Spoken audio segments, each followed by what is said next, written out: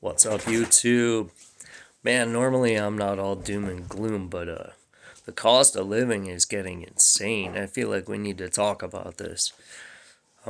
I know everyone's situation is different, so what works for me might not work for you. Some of what I say might make you mad. Some of it might ring some bells. Some of it might open your eyes to some stuff. I don't know. Uh, just letting you guys know what I'm doing, what helps me, what works for me, or and what I'm figuring out doesn't work for me. Again, everybody's situation is different. You might be retired, you might have young kids, you might be in college. I don't know, man. Your situation is your situation, and you know what's best for you. So, if anything I say sounds stupid, whatever, man. Don't listen to it. But I promise you, there's some good stuff in here.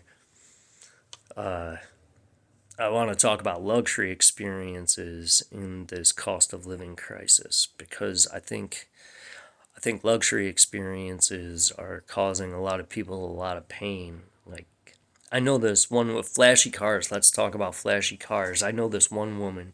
She her and her husband, they've lived in their house for decades. They've been there for man, I don't know how many years now. But they both drive really nice vehicles, and I can't imagine what the insurance costs on those vehicles, and I can't imagine what the payment is on those vehicles. But she had to cut the gutters off of her house and take them to the scrap yard so that she could pay for her medications. Like from the outside looking in, that's vehicle poor. Like you, they have a John Deere tractor with the bucket on the front and a lawnmower underneath and all the attachments and stuff. The snow plow and yeah, I don't remember if it's a snow plow or a snow blower, but I can't imagine how much that thing costs. I would love to have one, but that would be a luxury experience for me. Um, yeah, so that big flashy car that you're driving around sits in your driveway for 75% of the time you own it and sits at work for the other 25% of the time that you own it. You don't need 50, $60,000 car for that. My car cost 7 grand a couple of years ago. It's a 2015 Nissan Versa. It's the base model, manual transmission, crank windows. I don't even have power locks, man. Those are all luxury experiences. I don't really need them. My car gets me back and forth to work reliably, and it gets 37 and a half miles to the gallon on average. So I'm winning. But the insurance costs also keep going up. Like I was saying, I can't imagine what those folks pay for insurance. That's insane. I pay $72 a month because my car is paid off and I don't need to have full coverage. And even when I did have full coverage on it, I was paying 112 a month, man.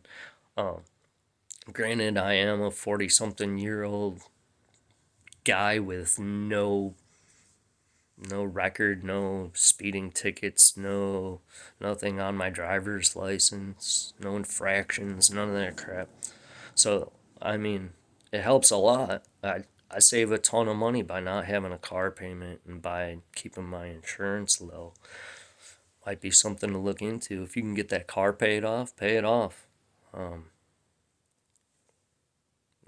It's gonna help you in the long run, I think. Subscriptions are another luxury experience that I'm not gonna say I don't partake in. I have a couple subscriptions.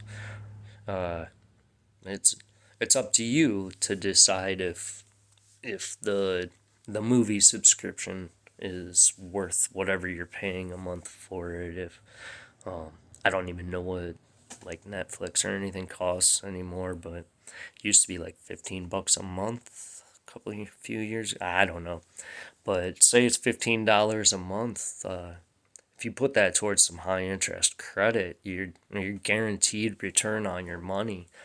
If you don't understand how that works, If you have $15 on your credit card and it sits there, it's gaining interest. But your cost is going up every month that it sits, every day that it sits there. Um, so if you can get that paid off, you're not paying that interest. So you're automatically saving yourself money. It's an automatic return on your money. Paying off high interest debt is that's the way to go. You're just making rich men richer by borrowing their money. And if you can go shopping and not have to use credit, don't use the credit. Don't use the credit. You're just shooting yourself in the foot and making your stuff cost more. If you're searching for deals at the grocery store and then putting it on a credit card, you just wiped out the deal. It's it doesn't make sense when you think about it. And a lot of people don't think about these things, and I'm just encouraging you, keep an eye on this kind of stuff. Think critically about it. Going out to eat or ordering in, that's that's a big expense right there. Plus you got the tip and delivery charge if you order it out. And oh man, if you cook at home, you can save a lot of money. You can buy a roaster chicken and cook it up one night and then break it to take the meat off the bones and boil the bones for stock and make soup the next night or a couple of days later. Utilize your leftovers. Take them for lunch the next day. That's what we do. Yesterday's meatloaf is today's sloppy joes, you know? Solid advice. But the even going to the grocery store has gotten insane, and now they're talking about like food shortages and stuff, and I've been trying to think of it as like if I was alive in the early 1800s, well, what would be in a grocery store then? And they had like flour and sugar and honey and eggs, salt, salted meats, cured meats. That probably had lard. That's There wasn't much more than that. Like the grocery shortage is more of a luxury item shortage.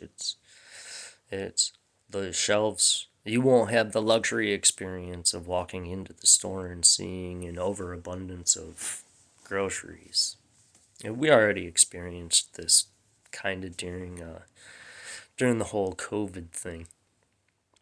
But but yeah, like to look at it from a different perspective, we have so much. We really do. We have so much more than we need, and and that in itself is a luxury experience.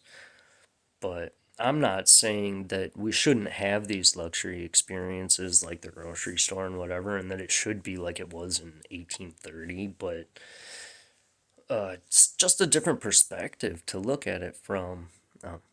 But the staples, if you still have access to the staples and you know what to do with them, you'd be all right, and hopefully. But things like trying to become a producer instead of a consumer. What can you produce on your own? I've started, my eggs are on day 6 of incubation, started raising quail eggs. Oh, Bina's here to tell you to like and subscribe, aren't you? You know? So, yeah, I started my quail eggs in the incubator and I made sure I have everything all set up before they get here, before they pip. And hopefully pretty soon we'll have well, it takes about 8 weeks till maturity, but I'll have quail eggs, and the extra quails will be, they're going to Camp Freezer, as my wife likes to call it. But I bake my own bread here. We we picked grapes just a few weeks ago and made all sorts of grape jelly and canned it, anything you can do to try to be a producer. Instead of relying on somebody to fix your car, can you fix your own car? Man, I did the rotors on my wife's car, and they cost as much for the rotors now as I used to pay to have the mechanic do them just a few years ago. It's absolutely insane, but I don't know how much it cost the mechanic to do your rotors, but I can tell you it's going to be at least a couple $100 just for the parts.